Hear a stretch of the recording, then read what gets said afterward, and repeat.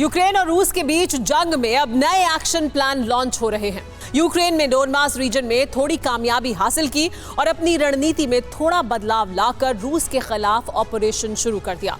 Target Crimea को बनाया गया, इसीलिए रूस पर क्रीमिया खोने का संकट मंडराने लगा। लेकिन इस संकट से निजात पाने का फॉर्मूला भी रूस को मिल गया है, जिसमें मददगार साबित हो रही है जंग के शुरुआती दौर की रणनीति। Target Kyiv via Belarus. लेकिन इससे हासिल क्या होगा, देखिए इस रिपोर्ट में। वॉरशिप क्रीमिया सेंटर, कीव में बारूदी बवंडर। रूस यूक्रेन की जंग में अब तक बहुत कुछ बदल चुका है, लेकिन आगे जो बदलाव दिखने वाला है वो और भी ज्यादा हाहाकारी होगा।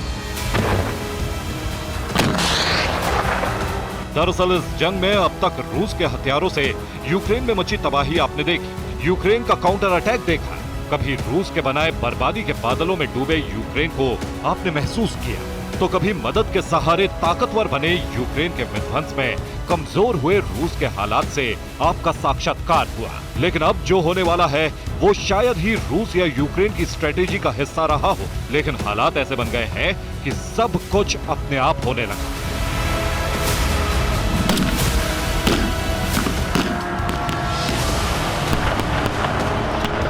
यानी जिस तरह का कदम त्वरित रणनीति के तहत दबाव बनाने के लिए उठाया गया था, उसे विस्तार देकर मुख्य रणनीति में बदला गया।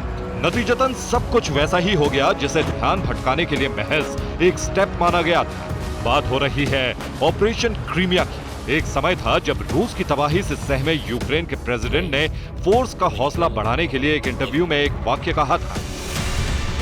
ये वाक्य था, मैं गर्मी की छुट्टियां दक्षिणी तट के बीच पर बिताना पसंद करूंगा। यानी ज़ेलेंस्की ने क्रीमिया जीतकर गर्मी की छुट्टियां उसके समुद्री किनारे पर बिताने की बात कही थी। हालांकि उसके बाद हालात बहुत ज्यादा बदल गए, लेकिन अब यूक्रेन जिस तरफ बढ़ रहा है वो इस बयान को सच साबित करने वाली दिशा दिख रही है। 31 दिसंबर को रूस के अटैक के बाद यूक्रेन ने मकीवका पर अटैक करके तबाही मचाई, लेकिन अचानक पूरा फोकस सेवेस्तोपोल पर शिफ्ट हुआ और फिर पूरा क्रीमिया दहल गया। नतीजतन वॉर क्रीमिया शिफ्ट हो गई, जिसका फायदा यूक्रेन और अमेरिका उठाने की तैयारी में है। इसलिए एक भविष्यवाणी भी की गई है। दरअसल अमेरिकन सेना के पूर्व जनरल लेफ्टिनेंट जनरल बेन हेजोस का दावा है कि समय यूक्रेन के पक्ष में है। यूक्रेन में जनशक्ति जैसा कोई मुद्दा नहीं है और रसद की स्थिति भी हफ्ते दर हफ्ते बेहतर होती जा रही है। इसलिए यूक्रेन अगस्त के अंत तक क्रीमिया को मुक्त करा लेगा। यानी हालात पूरी तरह साफ है। जंग क्रीमिया पर कब्जे की शुरू हो चुकी है, लेकिन सवाल यह है कि क्रीमिया को बचाने और यूक्रेन को हराने के लिए पुतिन के पास कौन सा विकल्प रह जाता है। क्या रूस के लिए यूक्रेन अतीत का फिनलैंड साबित होगा या फिर रूस की स्ट्रेटेजी में भी बदलाव है? इन दोनों सवालों का सही जवाब हालातों के अनुमान से मिलता है। और हालात क्या है, इसे विस्तार से समझिए। यूक्रेन का फोकस क्रीमिया पर शिफ्ट होते ही रूस ने वहां अतिरिक्त सेना तैनात कर दी है। दूसरी तरफ रूस और बेलारूस की संयुक्त एक्टिविटी से यूक्रेन पर दबाव बढ़ गया है। रूस और बेलारूस की सेना जॉइंट मिलिट्री ड्रिल करने जा रही है। 16 जनवरी से मिलिट्री ड्रिल यूक्रेन की सीमा के पास बेलारूस में शुरू होगी।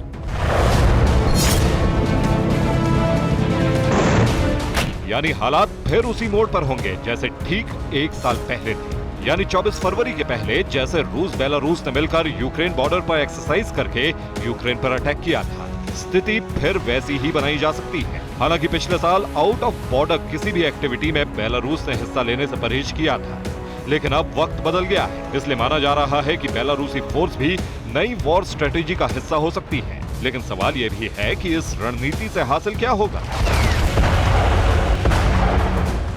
माना जा रहा है कि रूस 24 फरवरी को जंग में कुछ बड़ा करने की तैयारी में है, इसलिए एक्सरसाइज के बहाने बेलारूस बॉर्डर पर बड़ी तादाद में सैन्य जमावड़ा लगाया जाएगा। जानबूझकर रूस क्रीमिया में कमजोरी दिखाकर यूक्रेन को लालच देगा। वक्त के साथ यूक्रेन का जोर क्रीमिया पर बढ़ने पर बेलारूस बॉर्डर से रूस अटैक करेगा। रूस बेलारूस का संयुक्त अटैक सीधा यूक्रेन की राजधानी कीव पर होगा